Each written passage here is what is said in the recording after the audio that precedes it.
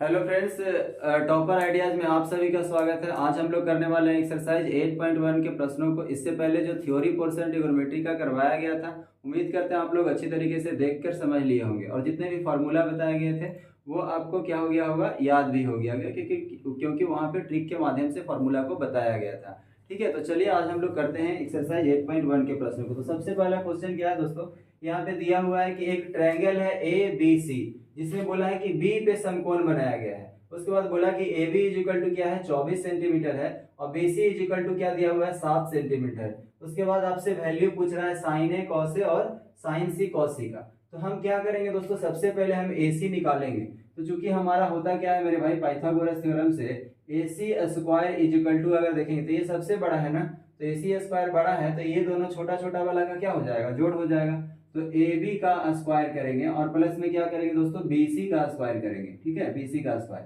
तो अब यहाँ पे होगा क्या, A C is equal to root under A B square plus क्या हो जाएगा, बी सी स्क्वायर। अब देखिए ना, ए सी का वैल्यू निकालेंगे ना, तो ए बी बराबर क्या दिया हुआ है, 24 का स्क्वायर। तो यहाँ पे क्या हो जाएगा, 24 का स्क्वायर करेंगे और प्लस में B C is equal to आपका 7 दिया हुआ है, तो 7 का स्क्वायर हो जाएगा। ठीक है, तो ये हो गया ए सी इज इक्वल टू क्या होगा मेरे भाई, तो 24 का स्क्वायर कीजिएगा तो 576 होगा और प्लस 49 होगा। ठीक है, और जब इसको जोड़िएगा मेरे दोस्त, तो ए सी इज इक्वल टू आपका क्या हो जाएगा, तो 625 आ जाएगा। तो 625 का जब रूट करेंगे तो ए सी बराबर क्या आ गया दोस्तों, ए सी बराबर 625 को जब रूट से बाहर निकालेंगे तो आपका 25 आ जाएगा। ठीक है, तो इस तरीके से आपको क्या हो जाएगा, कितना आ गया दोस्तों, 25 आ गया। तो हमारा ए सी का वैल्यू क्या आ गया दोस्तों, 25 आ गया। तो ठीक है, तो चलिए यहाँ पे हम लिख देते हैं कि सर ए सी, तो यहाँ हम गोल्ड से इसलिए घेरा लगा दें क्योंकि ये वैल्यू हम निकाल करके लिखे हैं, क्वेश्चन में नहीं दिया हुआ है। तो चलिए आगे क्वेश्चन क्या कह रहा है। क्वेश्चन नंबर फर्स्ट की अगर हम बात करते हैं दोस्तों, तो सबसे पहले आपको साइन सी, तो देखिए यहाँ पे साइन ए, साइन सी, साइन बी लगा हुआ है। तो इसका मतलब साइन सी जब लगा हुआ है ना, तो ये हमारा एंगल होता है। तो यहाँ पे हम क्वेश्चन में कल थ्योरी में बताए थे कि जब एंगल ये है तो हम इसके सामने का क्या करेंगे, परपेंडिकुलर लेंगे। तो यहाँ पे साइन सी के लिए दोस्तों हम क्या करेंगे, साइन सी का वैल्यू क्या होगा, पी बटा एच होता है। साइन के लिए हम बताए थे कि साइन थीटा का जो वैल्यू होता है पी बटा एच होता है। तो यहाँ पे सी एंगल क्या है, सी, तो इसके लिए परपेंडिकुलर क्या होगा मेरे भाई, 24 हो जाएगा। और एच का वैल्यू तो हमेशा वही रहता है, तो 24 बटा 25 हो गया। ठीक है, उसी तरीके से इसमें और बोला है कॉस ए निकालने के लिए। अब देखिए कॉस ए निकालने बोला है ना, तो यहाँ पे इस बार एंगल क्या हो गया, ए। तो यहाँ एंगल जब ये हो गया मेरे भाई, तो इस बार परपेंडिकुलर हमारा कौन होगा, इसके सामने वाला। तो cos a के लिए अगर हम बात करें तो cos a निकालने के लिए परपेंडिकुलर का वैसे जरूरत नहीं है, क्योंकि फॉर्मूला क्या होता है, b बटा h होता है। तो लेकिन जरूरत नहीं है दोस्तों, लेकिन हमें ये तो डिसाइड करना होगा ना कि आखिर b कौन है। तो इसके लिए कैसे पता करेंगे, जब देखिए यहाँ पे बोला है cos a, तो एंगल ये है, तो एंगल a के सामने वाला परपेंडिकुलर, तो बचा यही ना, तो ये होगा यहाँ पे बेस। तो बेस क्या हो जाएगा, 24। ठीक है, और हाइपोटेनस तो हमेशा क्या रहेगा, सेम ही रहेगा, तो ये हो गया आपका 25। तो क्वेश्चन नंबर एक का आंसर ये हो गया। अब अगर हम बात करें दोस्तों क्वेश्चन नंबर 2 में, तो 2 में आपका क्या पूछा है, 2 में पूछा है साइन सी और कॉस सी। ठीक है, तो साइन सी का अगर हम बात करें मेरे भाई, तो sine C is equal to क्या होगा, पी बटा एच होगा। अब साइन सी बोला है, तो सी के लिए तो एंगल यही ना है, परपेंडिकुलर यही है, तो हमारा क्या हो गया 24। हाँ, एक सेकेंड दोस्तों, एक मिनट, यहाँ पे आपको साइन ए पूछा था। ठीक है, तो कोई बात नहीं है, साइन सी का वैल्यू हम यहाँ से निकाल लिए हैं, तो कितना हो गया, 24 बटा क्या हो गया, 25 हो गया।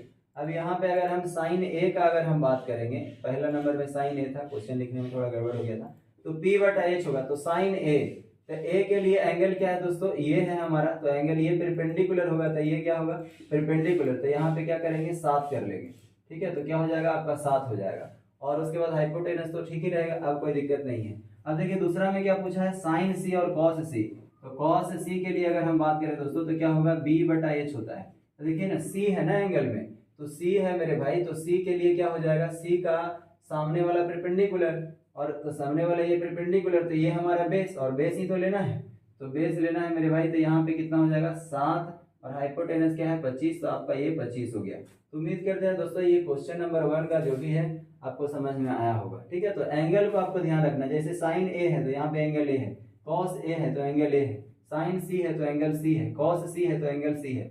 और हम बताए हैं कि एंगल के सामने वाला क्या होता है, परपेंडिकुलर, और एक तो हाइपोटेनस फिक्स होता है, और जो बच गया वो क्या होगा, बेस होगा। तो इस तरीके से आपको समझ करके क्वेश्चन को सॉल्व करना है। ठीक है, तो चलिए हम देखते हैं कि क्वेश्चन नंबर सेकेंड का।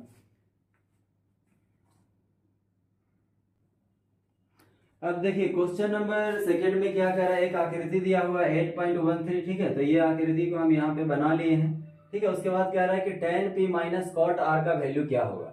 तो tan p minus cot R का वैल्यू जब हम निकालेंगे मेरे भाई, तो सोचिए ना यहाँ पे आपको क्या दिया हुआ है कि ये वाला वैल्यू क्यू आर का वैल्यू हमें नहीं पता है, तो कैसे निकालेंगे।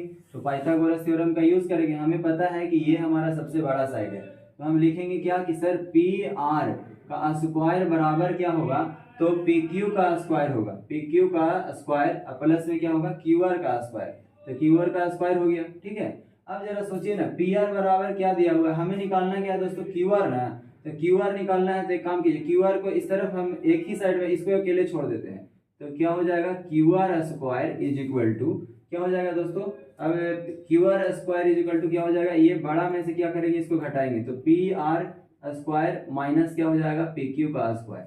ठीक है, आप चाहते तो डायरेक्ट इसी को लिख सकते थे, कोई दिक्कत नहीं है। जैसे क्यू आर बराबर क्या होगा, ये हाइपोटेनस माइनस परपेंडिकुलर होगा।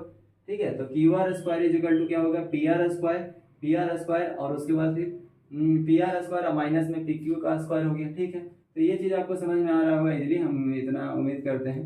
चलिए देखिए अब यहाँ पे क्या हो गया दोस्तों, क्यू आर स्क्वायर निकालना है ना, तो Q R is equal to root under क्या हो जाएगा दोस्तों पी आर स्क्वायर माइनस क्या हो जाएगा पी क्यू स्क्वायर। ठीक है, तो आप देखिए ना पी आर का वैल्यू क्या दिया हुआ है, पी आर का आपका जो वैल्यू है वो कितना है, तो 13 का स्क्वायर है माइनस पी क्यू का वैल्यू क्या है दोस्तों 12 है, तो 12 का स्क्वायर हो जाएगा, रूट अंडर लगा दीजिए। अब 13 का स्क्वायर कीजिएगा दोस्तों तो कितना हो जाएगा दोस्तों, 13 का स्क्वायर आपका कितना होता है 169, माइनस 12 का स्क्वायर कितना होता है तो 144 होता है। ठीक है, तो अब जब इसको घटाइएगा तो 9 में से 4 गया 5 और 6 में से 4 गया कितना हो गया 2, यानी कि 25 आ गया। तो यहाँ पे वैल्यू कितना आ गया 5, क्यू आर का वैल्यू क्या आ गया दोस्तों 5, तो हम यहाँ पे 5 लिख देते हैं, गोला इसलिए बना देते हैं क्योंकि हम ये वैल्यू निकाल करके लाए हैं। ठीक है, तो ये आपका आ गया है।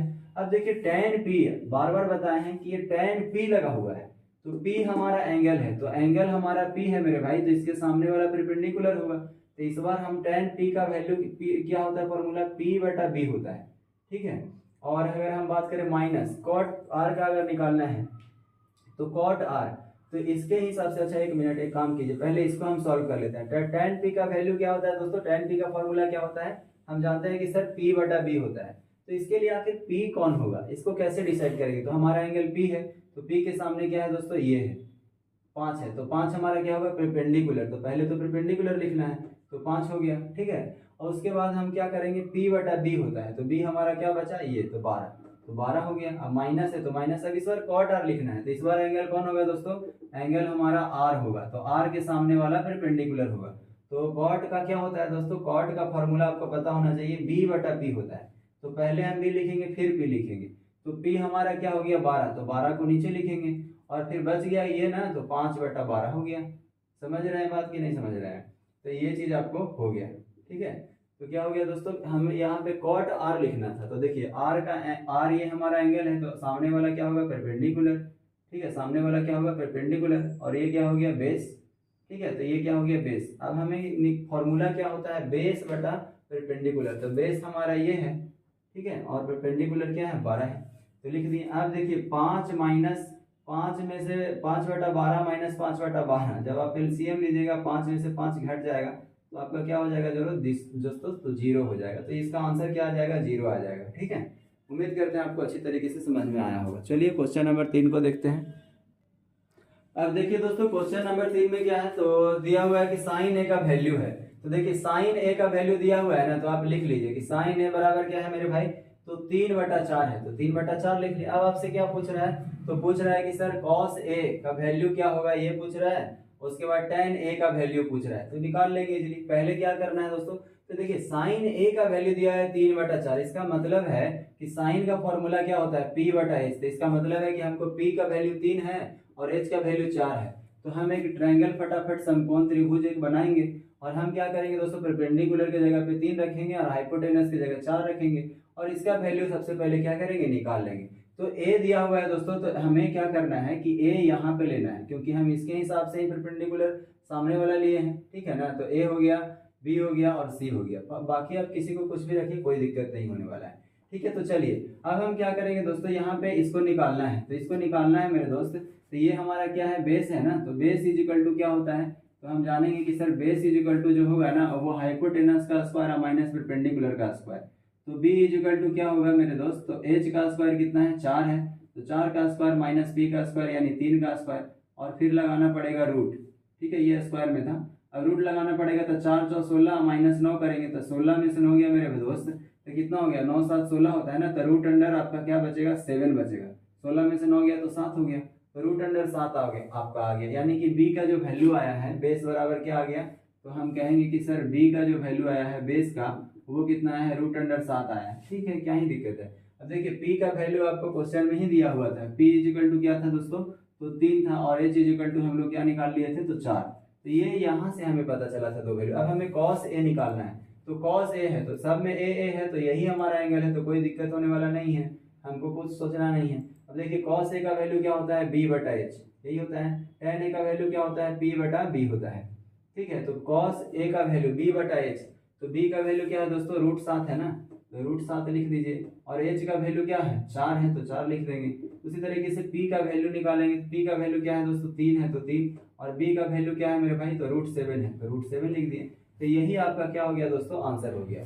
तो क्वेश्चन नंबर 3 आपको अच्छी तरीके से समझ में आया होगा, ऐसा उम्मीद करते हैं। अब देखिए क्वेश्चन नंबर 4 को कैसे बनाना है, बहुत सारे लोग से ये क्वेश्चन नहीं बन रहा होगा। ठीक है, तो 15 कॉट ए बराबर आपको क्या दिया हुआ है दोस्तों, 8 दिया हुआ है। फिर आपसे पूछ रहा है क्या है, तो साइन ए और सेक ए का वैल्यू पूछ रहा है। ठीक है, तो यहाँ पे लिख देते हैं कि साइन ए का वैल्यू निकालना है और सेक ए का वैल्यू निकालना है। ठीक है, यही पूछ रहा है ना आपसे।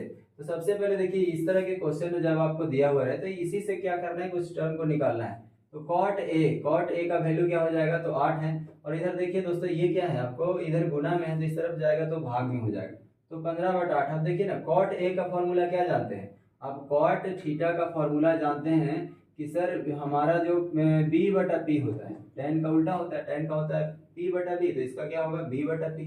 ठीक है, तो अब जरा देखिए ना, बी हमारा जो बेस है दोस्तों वो 8 दिया गया है, पी का वैल्यू हमारा क्या है, 15 है, तो एच का वैल्यू हमें निकालना है। हाँ, तो एच का वैल्यू कैसे निकालेंगे, जरा सोचिए ना, एच का वैल्यू अगर हमें निकालना होगा मेरे भाई, तो H square is equal to हम जानते हैं क्या कि P square plus B square होता है। एच का वैल्यू निकालेंगे तो sir root under P square plus B square होगा। ये फॉर्मूला बार बार आपको इसलिए लिख दिए हैं ताकि आप भी इस तरीके से बनाएं, आपको अच्छी तरीके से याद हो जाए।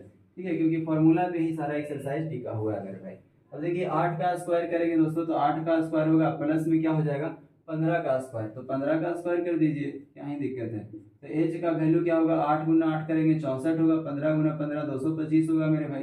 ठीक है, आप दोनों को जोड़ दीजिए तो कितना हो गया, 4 5 9 हो गया, 2 6 8 हो गया, और ये कितना हो गया, 2 हो गया। तो 289 की अगर बात करें तो ये 17 गुना 17 जब आप कीजिएगा तो रूट से क्या बाहर से 17 निकल जाएगा। तो एच का वैल्यू यहाँ पे हमारा क्या आ गया मेरे भाई, 17 आ गया। अब हमसे क्वेश्चन में क्या पूछ रहा था, तो क्वेश्चन पूछ रहा था कि सर साइन ए का वैल्यू क्या होगा, साइन ए, तो साइन ए बराबर हम जानते हैं ना कि पी बटा एच होता है, पी बटा एच होता है। ठीक है, तो सारा वैल्यू यहाँ पे देखिए एंगल हमारा सारा ए दिया हुआ है, तो कहीं कोई दिक्कत नहीं है। ठीक है, तो साइन ए पी बटा एच होता है, तो पी का वैल्यू क्या है दोस्तों, 15 है, तो 15 लिख देंगे, और एच का वैल्यू हम निकाले हैं 17, तो 17 हो गया।